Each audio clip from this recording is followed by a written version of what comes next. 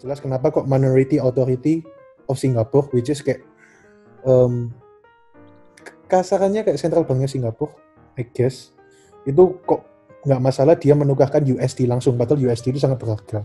Simply karena Indonesia itu terlalu sangat-sangat dihargai oleh Singapura, karena memang Singapura kaya juga kena orang-orang Indonesia gitu. Kasarannya gitu. Oke, next. Terus ini ada swap lines juga. Kalau ini foreign swap lines ya. Kalau ini swap lines langsung ke Amerika. Tapi ini datanya agak rancu. Kenapa? Ini oke lah, kalau kita lihat Kanada, England, dan lain-lain bisa baca sendiri, Meksiko, New Zealand. Terus nomor 15 itu ada Central Bank of Indonesia. Kalau saya lihat di Federal Reserve langsung websitenya yang resmi itu nggak ada Indonesia. 14 yang lain itu ada. Tapi di Katusa Research itu dia ada Indonesianya. Cuma saya masukkan aja, karena saya nggak kaget kalau ada Indonesia. Dan semua ini mendapat swap lines di Federal Reserve itu harus ada agenda geopolitiknya. Jadi harus quote and quote nurut sama US, sama kebijakannya US supaya dia dapat swap lines. Oke, next. Ini bagian yang ketiga, yang terakhir. Ya, yang terakhir lah. Itu rupiah. Kalau misalnya dia gagal, alasannya apa nih? Nah, yang pertama itu Indonesia, ekonomi Indonesia. Kenapa kok ekonomi Indonesia ngefek? Karena semakin nggak jalan ekonominya, semakin nggak jalan ekspornya. Semakin nggak jalan ekspornya, semakin kita nggak bisa dapat USD. Sumber paling natural untuk mendapatkan valuta asing itu melalui perdagangan internasional. Jadi kalau kita nggak dapat perdagangan internasional, nggak ada ekspor, maka kita nggak dapat USD. Ya. Terus yang kedua itu dollar denominated debt. Itu jadi intinya utang yang pakai USD. Itu nanti kita lihat ya. Terus yang ketiga itu net international investment position. Net internal itu jumlah net, kalau ada kata net itu berarti ada variabel A dikurangi variabel B. Di sini variabel A itu adalah jumlah aset luar negeri yang dimiliki oleh orang Indonesia dikurangi jumlah aset Indonesia yang dimiliki orang luar negeri. Jatuhlah formulanya NIIP, Net International Investment Position. Terus yang terakhir itu US Economy. Jadi kayak kenapa US Economy bisa ngefek ke rupiah? Ya nanti kita lihat. Oke, ini ekonomi Indonesia ya. Consumer confidence itu all time low. Ini harusnya di bawah 2008. Consumer confidence itu yang memprediksi spending. Jadi semakin rendah confidence, semakin rendah spending. Semakin rendah spending, semakin nggak ada aktivitas ekonomi. Beda dengan negara-negara yang Eropa yang emang kaya ya. Kalau negara Eropa yang kaya itu ekonominya itu dari savings, dari deposit, dari finance. Tapi kalau negara-negara kayak Indonesia itu ekonominya dari spending, konsumsi. Kalau consumer confidence rendah, konsumsi rendah, maka nggak ada ekonomi, simply as that. Terus yang kedua itu ekonomi plummet. Ini kita lihat GDP, ini udah jelas nyata. Bukan confidence lagi, bukan prediksi lagi, ini sudah nyata year on year. Jadi dibandingin Q1 sama Q1 tahun ini sama sebelumnya. Itu GDP growth paling rendah sekarang. Cuma 3%. Ya, jadi udah jelas nyata kalau GDP-nya itu rendah, aktivitas ekonomi rendah. Terus next, ini utang, semua utang yang ada di Indonesia, baik itu utang pemerintah, utang korporat, utang individu, semuanya. Kalau kita lihat ya, utang yang pakai dolar itu 3 kali lipat dari utang yang pakai rupiah. Bahkan kalau kita lihat di sini Januari ke Februari, Januari ini, oke, ini disclaimer ya. Saya nggak bilang ini benar, tapi memang saya dengar kalau Januari itu, sebenarnya Januari akhir itu orang-orang itu sudah tahu kalau orang-orang dalam itu sudah tahu kalau corona itu sudah ada di Indonesia. Dan pemain-pemain ya, for the lack of better word, pemain-pemain elit itu pasti tahu corona itu sudah akhir 2019. Dan ini kalau kita lihat utang USD itu malah naik, utang pakai rupiah itu malah turun. Dan ini bahaya. Karena ini menyebabkan demand USD naik. Ini sangat-sangat bahaya. Nah, kalau kita lihat itu rupiah itu malah sepertiganya utang USD. Dan ini utang di Indonesia gitu loh. Makanya demand USD itu sangat tinggi. Ini semua utang ya. Terus kalau kita lihat itu yang kedua itu rupiah of course.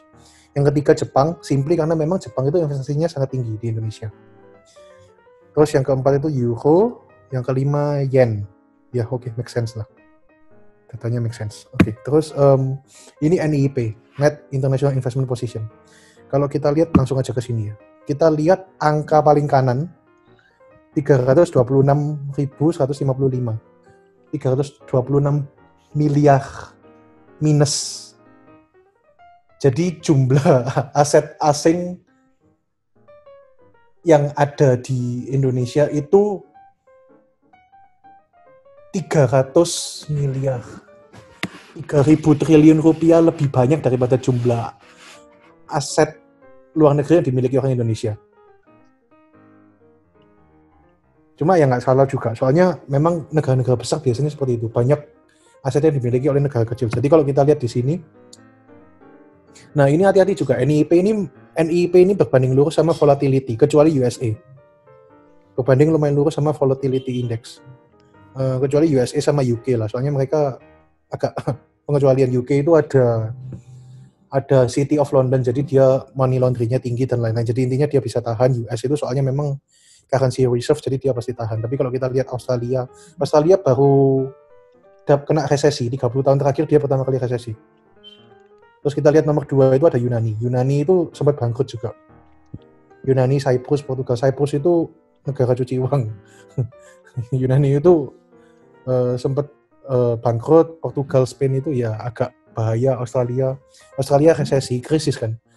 Australia kan lagi krisis rumah. Soalnya banyak orang Cina yang beli. Jadi orang lokal nggak bisa beli rumah. Ya itu di Kanada, di Amerika juga sudah menjamur itu orang-orang Cina ini ya. Gila. Nah, terus ini konyolnya ke-6 Indonesia ini. Indonesia malah lebih tinggi dari USA, which is kayak very dangerous menurut saya. Soalnya ketahanan ekonominya jauh di bawah Australia, Spanyol. Indonesia. Oke, next. Kita lihat ya paling kanan ini minus 326 miliar. Which is kayak sepertiganya GDP. Sepertiga GDP 1 tahun Indonesia itu dimiliki orang asing, kasarannya seperti itu. Nah, terus ini US ekonomi, DXY itu IDR. Nah, DXY itu Dollar Strength Index. Jadi seberapa kuatnya dolar sebagai mata uang. Itu namanya DXY. IDR itu ya rupiah. Nah, terus kita lihat, jangan lihat yang kolom pertama, lihat kolom kedua. Yang DXY 0 plus minus plus plus. Kalau kita lihat waktu Asian Crisis 98 ya ini. Asian Crisis 98. IDR USD itu lagi minus-minusnya, lagi parah jeblok. Tapi dollar strength itu nggak ngefek. Kita krisis itu dia nggak bakal ngefek gitu. Tapi kalau dia krisis, kita yang ngefek. Jadi kalau kita lihat, dollar strength-nya itu positif. Ini waktu .com crash crisis ya. Ini krisis itu dollar strength itu bakal volatile. Jadi bukan berarti kalau krisis itu kekuatan dolar pasti turun, enggak. Tapi pasti paling tinggi atau paling rendah. Jadi misalnya ini 2000, .com crash itu tahun 2000. Itu kekuatan dolar itu di angka 120. Dan ini Indonesia rupiah ikut minus. Ini saya ada datanya, saya jelas mau tunjukkan, enggak apa-apa. Ini data saya plot sendiri. Jadi bukan ngambil dari data sekunder, ini saya plot sendiri. Ini dollar strength plus waktu volatile itu Indonesia jeblok. Mau dia paling tinggi atau paling rendah, tapi Indonesia pasti jeblok. Selama ada krisis di Amerika, Indonesia pasti jeblok. Jadi .com crash 2000. Terus kita lihat housing crisis 2008. Ini dollar strength-nya 70. Itu Indonesia jeblok juga. Terus habis itu ini kecuali ini ya. Ini waktu itu dia ada kebijakan khusus, tapi ini Indonesia nggak ngefek. Soalnya dia kebijakan domestik. Dan ini dia paling rendah-rendahnya, itu kebijakan khusus. Terus bawahnya lagi China slowdown sama Yunani bangkrut. Waktu Yunani bangkrut, euro itu melemah. Kalau euro melemah, otomatis dolar menguat. Mainannya kayak gitu. Euro melemah, dolar menguat. Dan ini dolar paling menguat, Indonesia tetap jeblok. Terus akhirnya sampai paling bawah 2020 financial crisis, dolar menguat. Ini yang I think Februari Maret dolar menguat, Indonesia juga jeblok. Ya, oke. Terus habis itu konklusinya adalah apakah gagal? Ya menurut saya harusnya gagal. Harusnya Indonesia pesimistik sekali ini ya. Saya realistis. Realistis ya, benar-benar. Tapi terkait Ko Michael tadi sempat bilang rekomendasi dan lain-lain. Sekali lagi ya, ini disclaimer ya, saya cuma pakai common sense aja lah. Yeah. Bukan rekomendasi, bukan apa, tapi common sense aja. Biasanya expert keuangan dunia yang biasanya kayak udah biasa hedge fund dan lain-lain, itu dia sekarang itu masuknya ke aset yang bukan fiat. Jadi pasti fiat itu kayak uang kertas ya. Yang fiat itu jadi kayak komoditas. Makanya emas sama silver sekarang harganya naik. Dan dari 2 bulan lalu silver itu udah diprediksi harganya naik. Ada prediksi yang saya jujur lumayan setuju, itu silver harganya pasti naik jauh lebih tinggi daripada sekarang. Karena silver itu apa? Logam. Iya, logam mulia. Iya. Karena perak itu memang harga sekarang di pasaran itu jauh lebih murah daripada yang seharusnya. Kalau ngikutin market, silver itu pasti naik.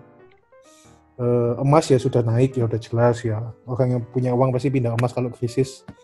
Terus ada yang bilang kalau Bitcoin juga. Saya pribadi nggak suka Bitcoin karena bukan aset produktif. Ya emas juga bukan aset produktif, tapi paling nggak masih nyata lah. Kalau Bitcoin itu agak hancu, tapi ya ada yang bilang Bitcoin juga.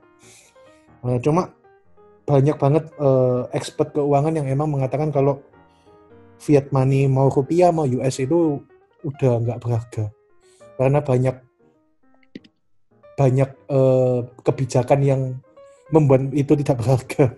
Itu sepengetahuan saya seperti itu. Ya, terima kasih. Mungkin lanjut ke Michael. Oke, thank you Albert. Ya, siapa di sini yang langsung minder ya begitu dengar Albert ngomong ya. Nah, ini mungkin banyak yang bisa belajar. Banyak yang bilang waktu itu di Insta ya, Dok, saya ini introvert, saya ini masih mahasiswa, apakah boleh join? Nah, kelihatan kan sekarang bahwa setiap orang itu punya waktu yang sendiri-sendiri. Dipakai untuk belajar, hal yang berbeda-beda. Jadi nggak usah minder kalau kalian meskipun masih mahasiswa, tapi kalau kalian 19 tahun misalnya udah belajar tentang hal tertentu, pasti lebih pintar dalam hal tersebut dibandingkan dengan orang yang mungkin nggak pernah nyentuh. Nah, maka dari itu dengan adanya Albert ini, kita juga diuntungkan ya. Albert di sini juga bisa belajar hukum, kita juga bisa belajar gini. Jadi jangan sampai takut kita dengan hal-hal seperti ini. Kalau nggak Albert yang belajar terus, kita nggak belajar ini Albert ya. Nah, jadi karena dengan unsur dengan semangat ingin belajar itu, saya mau ada pertanyaan beberapa Albert ya, cukup banyak ya. Tahan-tahan dulu Albert ya. Oke. Jadi ini tadi sudah saya tandai. Nah, tadi ada pembahasan kalau bilang kalau Indonesia ini cadangan dolarnya paling tinggi ya, cukup tinggi dalam sejarah kita ya. Tapi di satu sisi juga ternyata cadangan ini itu diperoleh dengan cara utang. Jadi itu kan anggapannya kayak menahan tembok yang digunakan untuk menahan serangan itu, tapi ternyata temboknya itu juga dibangun dari uang penyerangnya. Itu kan kayak gimana cara mekanismenya itu nanti? Bukankah itu nanti kayak seperti perisai kertas gitu, karena ternyata fondasinya itu juga utang gitu temboknya. Gimana itu, Ben?